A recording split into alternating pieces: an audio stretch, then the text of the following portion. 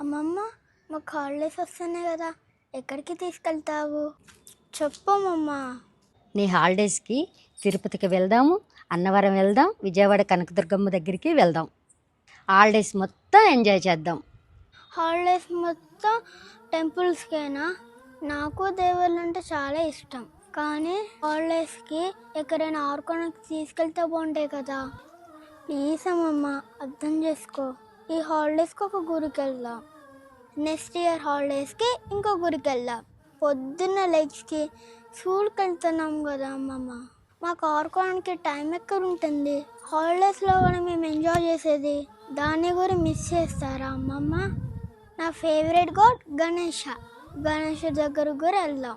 ఈ ఇయర్కి ఒకే టెంపుల్కి వెళ్దాం ప్లీజ్ అమ్మమ్మ. అర్థమైంది నాన్న, మనందరం బాగుండాలని ఒక టెంపుల్కి వెళ్దాం. నీ ఆనందం కోసం నీకు నచ్చిన ప్లేస్కి వెళ్దాం నాన్న.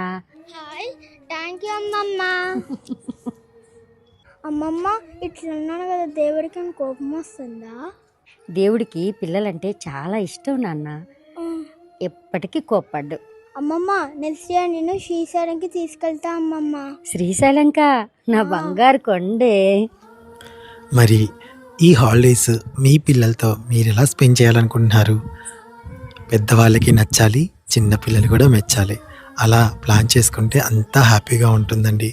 చిన్నప్పుడు ఎన్ని మంచి జ్ఞాపకాలు ఇస్తామో వాళ్ళకి, అది కూడా ఒక ఆస్తి లాంటిదేనండి. ఈ కథ కేవలం కల్పితం మాత్రమే, ఎవరిని ఉద్దేశించినది కాదు.